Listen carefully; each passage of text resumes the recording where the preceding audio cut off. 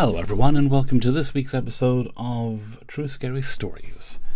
First up, we have Fake Homeless Man by Professional Deer 728. Sometime in March 2025, I was delivering a catering order for my job to a doctor's office. As I was walking in the door to enter the vestibule, an older, kind of rough-looking man opened the second door for me and helped me get through. When I got inside, I kindly told him thank you and went to go to the front desk. While approaching the desk, the man who opened the door for me starts trying to grab bags out of my hands, repeatedly saying, "I hope they tipped you good." In my job description, I'm supposed to be the only one touching the bags until I'm given instructions by the receiving party. When I get to the desk where 3 women are sitting, I ask them where they want their food set up. One of them told me, "Through these doors all the way to the back on the left." The double doors had bright red letters, "Authorized personnel only." None of the women working there escorted me to the back. The same man that opened the door for me is still yanking bags from my hands while I'm trying to tell him I can get it.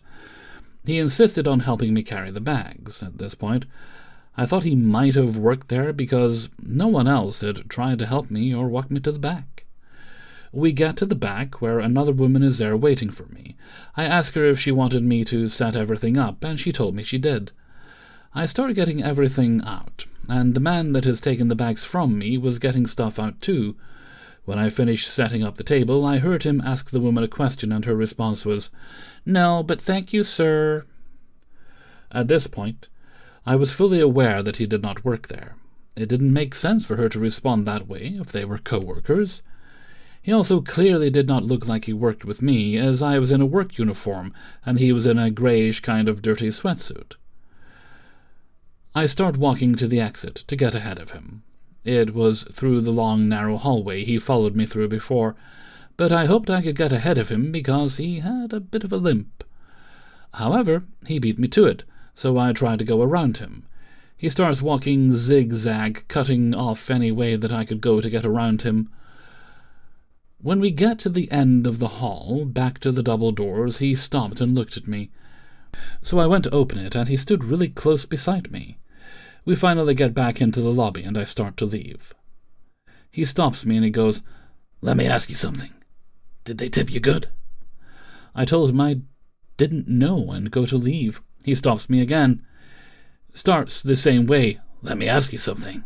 Then he says, "Can I have $3 to get to the bus? I did help you carry that stuff back there."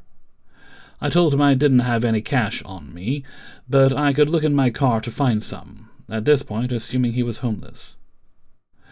He looked at me like I'd offended him and says, "Oh no, I'm 69 years old, and I do not do that." As if I've just offered to have sex with him or something in my car as a thank you for his help. I told him no, and said I could look in my car for cash and bring it back inside to him. He followed me outside. I tried to run to my car to leave, but at this point he was watching me. So instead I grabbed $5 from my passenger side and gave it to him. I tried to leave again, and he stops me. "Let me ask you something. Why aren't you in school?" I told him I wasn't in school. He walks closer to me. "Let me ask you something. How old are you?" I lied and told him I was 26. I thought maybe he'd back off if he thought I was older. He starts waving his arms in the air, making really loud sounds and laughing like he was shocked. He gets closer and goes, "Let me tell you something. Don't get offended. Don't get offended." He continues, "I thought you were maybe at least 19. Trying to laugh it off, I told him I get that a lot and start to leave again. At that point, I had been able to back up enough to get to my passenger seat again. I jump in through the passenger side and get into my driver's seat, and he's walked closer to my car. I lock the doors and start to back up. I look at my reverse camera, and he's standing behind my car with his phone out like he's taking pictures. During this entire interaction, because I was in my work uniform, he was able to get my name, my job, my work position, my car, and picture of driver's plate. I fully believed he was going to follow me back to my job. Thankfully, he did not. When I got home and told my family what happened, somehow my mom knew someone that had a similar experience with a man of the same description. I looked it up on Facebook and was able to find a picture, and sure enough it was the same guy. A few days later I ended up making a police report. Turns out he's not homeless. He has a whole job and a house. The cop told me this man has been doing this same thing for 20-some years, only harassing women and scaring them into giving him money. Guess that explains how he afforded the house. People report him all the time, and nothing ever happens to him. Okay, second story is anonymous. I was 17 years old. Like most other teens in my small town, I had been experimenting with drinking and drugs for the past year or so. I found a group of friends in which I had easy access to alcohol, and we spent many a debaucherous night together. One guy in this group was named Stephen. He was a year or two older than me, and it was usually through him that we acquired our beer and liquor. One night, Stephen invited me to hang out with him and drink with him and his friend Ben at Ben's grandma's house just outside of town. This would be Ben's first time ever consuming alcohol, and though Granny would be home, Stephen assured me that our alcoholic shenanigans would be free and clear from her radius of authority. We would be drinking in the one-bedroom, one-bathroom mini-house in the backyard of her large property. I agreed, and Stephen picked me up that night. I can't remember if Ben was in the car when Stephen picked me up, or if we met Ben when we arrived at his grandma's house. Regardless, this was my first ever meeting Ben. He was a small-framed kid my age, and his appearance was like a skinny, nerdy rich kid, button-up short-sleeved shirt, glasses, cargo pants, and hiking shoes.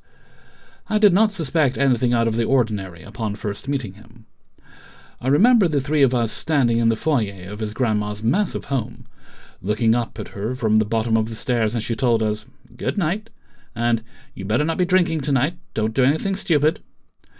We had every intention of drinking and doing something stupid. We walked out her front door, down the side of her house, and across her massive backyard toward the mini guest house behind hers.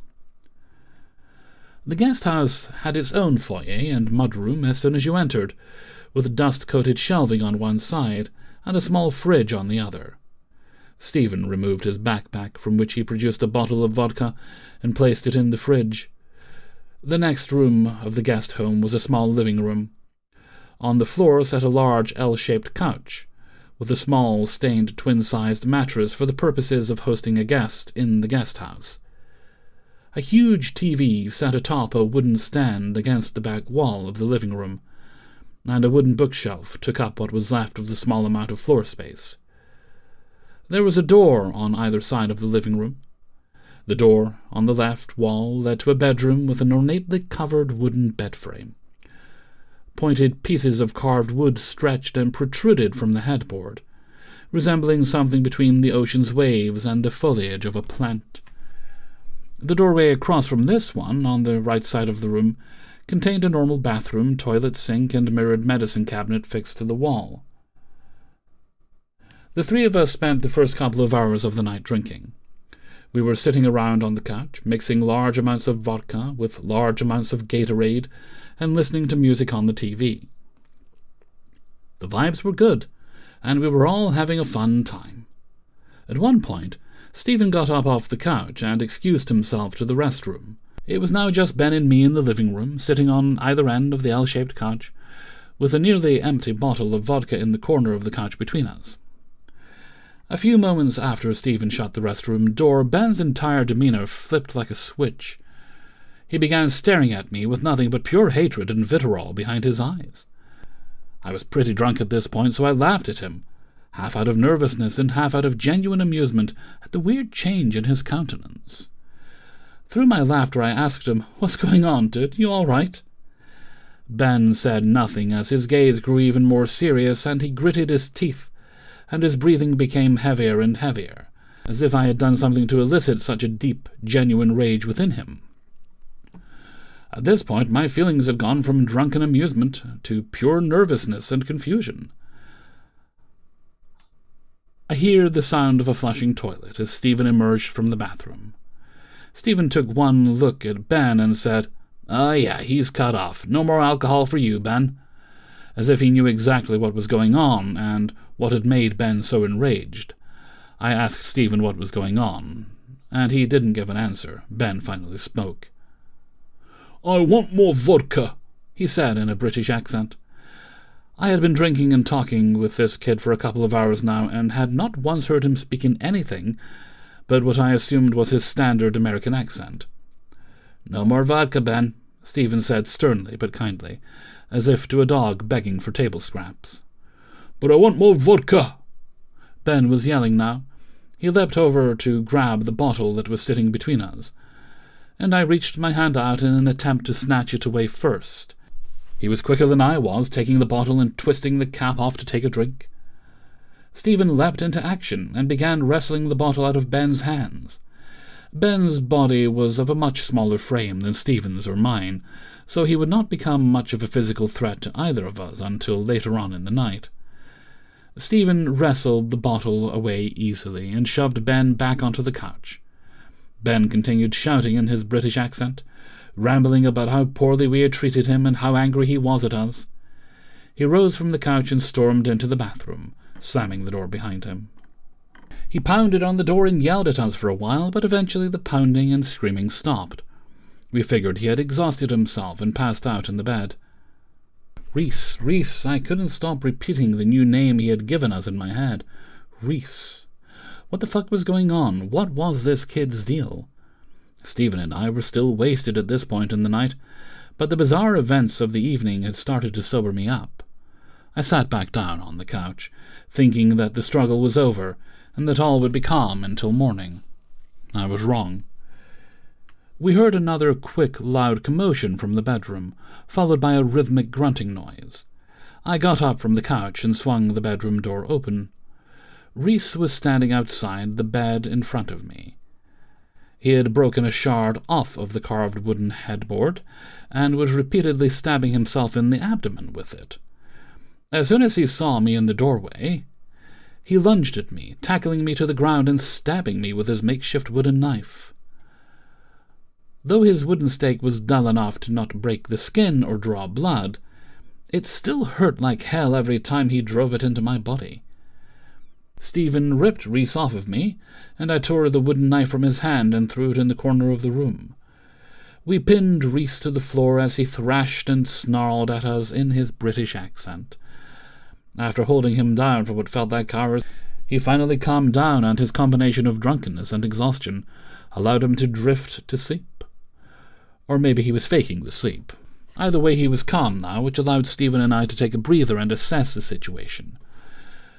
We should have gone back to the main house, woke Ben's grandmother up, and told her what was going on. But to our intoxicated teenage minds, getting in trouble for drinking by a woman that we barely knew seemed like a harsher consequence than keeping Ben's issues a secret and just letting him sleep it off for the rest of the night. We searched the bedroom and removed anything with which he could harm himself or us, broke off the remaining wooden points from the headboard, and put the nearly empty bottle of vodka back in the fridge. Now came the difficult part, waking Ben up and getting him to bed. We stood over Ben and gave him a gentle shake to wake him up. He stirred and his eyes opened. "Hey, buddy, time to get to bed and get some sleep," Stephen said gently but nervously. Ben seemed dazed and clearly still drunk, but docile enough to take Stephen's suggestion. He rose from the floor and meandered across the living room, through the bedroom door and into the bed, passing out almost immediately. Stephen and I took one last sweep of the room to make sure there weren't any objects or substances that Ben could use to harm himself or us if he woke up. When we were sure we had removed everything, we left the room and shut the door behind us. We placed all the pill bottles back in the medicine cabinet and cleaned up any trace of the struggle that had ensued in the guest house that night. Certain that Ben would be safe in his own bedroom, but unsure of our safety from him while we slept. We placed the bookshelf in front of the bedroom door and moved the TV stand in front of the bookshelf. I put the twin mattress that I would be sleeping on in front of the makeshift barricade, and Stephen took his spot on the couch. I played some gentle, soothing music from my phone as we both fell asleep. I woke the next morning to the early morning sunlight pouring into the living room. Stephen was still asleep, Ben's grandma was standing there in the front doorway, asking how the night had gone and what we had been up to. She was clearly suspicious and puzzled at the sight of the barricade we had placed in front of Ben's bedroom. I said that it had been a fun night of watching TV and listening to music. She asked if we had been drinking, and I told her we had not. I thought for sure she would demand that I get up and move the barricade so that she could check on her grandson, but she just gave an exasperated sigh of disappointment and turned around to walk back to her house. I took that as my cue to get the hell out of there, and rose up from the mattress to begin the 3-hour, 8-mile walk back to my parents' house. I napped for nearly the entire rest of the day after arriving home. Later that night, Stephen called and asked if I could pick Ben up and give him a ride to Stephen's house, in the next town over, about a 40-minute drive from mine. I agreed. I felt guilty for not checking on Ben that morning before walking home. I felt confused as to why his grandma didn't seem to care much that we had barricaded her grandson in his room the night before, and I wanted to talk to Ben and understand what had gone on that night. I parked in front of Ben's grandma's house and waited for him. I was certain that his grandmother would come out to my car demanding answers for what had transpired the previous night. Instead, the front door of her house swung open, Ben walked out, and his grandmother just stood in the doorway watching him leave. She stayed there as we pulled away, watching my car as we drove off. Ben explained to me that he suffered from dissociative identity disorder, and that Reese Brown was the name of his dark, edgy goth alter ego. He told me that he was still present, conscious, and alert of his behavior and surroundings while acting as Reese, and that he was fully in control of himself throughout the entire night. I took his word for it and attempted to process what he was telling me as we drove the rest of the way to Stephen's house in silence. Ben made it safely inside Stephen's house, and I drove home. I never saw Ben again. Looking back on this as an adult, it is shocking how many people in this story turned a blind eye to Ben's behavior and the situation overall. Stephen and I were too afraid of getting in trouble for drinking to do the right thing by alerting Ben's grandmother to the situation. Ben's grandmother saw that 2 other teenage boys had barricaded him in his room the previous night, and did nothing to investigate further, instead just sighing and walking back to her house. Though I was fairly certain that Stephen and I had removed any danger from the room we barricaded Ben in, I made no effort to check on him that morning before walking home. Whether Ben truly suffered from an identity disorder or was just a depressed kid letting out an extreme, unhinged cry for help, he was clearly mentally unwell and in need of much more help than any of us ever offered him. Okay, third and final story is Barefoot Man at Midnight by Cho Kyurei. This just happened last night, and I'm still trying to process it. Me, 32 female, and my boyfriend, 34 male, just moved into an apartment together. We spent months looking for a place that would be spacious enough for both of us and in a nice area. One of the apartment complexes we found had good reviews overall, and is its own community of sorts. Lots of kids and super pet-friendly with playgrounds, dog parks, and a pool, etc. We toured the place and concluded it seemed to be in a relatively safe area, or so we thought. My boyfriend and I went to bed around 11 o'clock last night. He fell asleep pretty quickly, but I had a lot on my mind, so I stayed up on my phone for a while. Around midnight I got up to go to the bathroom. When I came back to the bedroom, I noticed my cat, who was previously in his hammock that's attached to the windowsill, was now hiding under the bed. I tried not to think anything of it, but it did raise a bit of a concern since he usually doesn't move from his kitty hammock all night. As I was getting back into bed, I heard a male voice yelling, succeeded by pounding on the door to what sounded like the unit directly below me. I couldn't make out what he was saying other than "let me in," and something about him needing shoes. He proceeded to pound on the door for several minutes and then got quiet. I figured he gave up and left. Nope. He had circled around back, and I now heard him directly below my bedroom window, The unit below me is exactly the same layout, so he was at my neighbor's bedroom window. I could hear him messing with the screen, eventually removing it so he could try to pry the window open. I heard him scream in frustration as he tried to lift the window to climb through. Luckily, the locks on the windows here are pretty strong, so he was unsuccessful. He then gave up and proceeded to climb over my neighbor's banister that leads to a little porch and began banging on the glass door that led inside. He was pounding so violently that I could hear the blinds on the other side of the door being rattled. I peered out a slit in my bedroom blinds to see if I could get a good look at him. At first I couldn't see anything, since he was directly under my line of sight. After about a minute I saw a white wooden chair go flying into the lawn. The man leapt back over the banister and proceeded to pick up the chair and smash it into pieces in the grass. It was too dark to see all the details, but I could see he had dark hair, wearing a white t-shirt, and was indeed barefoot. It was around 1 a.m., which means this was going on for about an hour. My boyfriend had woken up and was groggily trying to make sense of what was happening. When he heard the man yelling under our window, he sat straight up, and we looked at each other. I suggested we call the cops, because we didn't know this man's intentions, and at this point he was being destructive. Note, while this was going on, some of my neighbors had come out and approached the man, telling him he needed to leave the property. This happened several times. Someone would talk to him, and he would walk away somewhere, only to come back a few minutes later and continue to bang on the windows and doors. We called the police, and they got there around 1:50 a.m. The man must have seen the cop cars pull up, because by the time they were scoping out the premises, the man was nowhere to be found. They did see the pieces of broken chairs scattered in the lawn, and they also tried knocking on my neighbor's door, but no one answered. After about 10 minutes, the cops left. They must have scared the man off, because I sat up and waited for a while to see if he would come back, but didn't hear anything. At that point I was exhausted and decided it was safe enough to go to sleep, so I began to drift off, having nightmares about him breaking into my apartment. I don't know how much time passed after that, but what I do know is that I was reawoken to a loud banging, but this time it sounded like it was on our front door. I sat up and listened.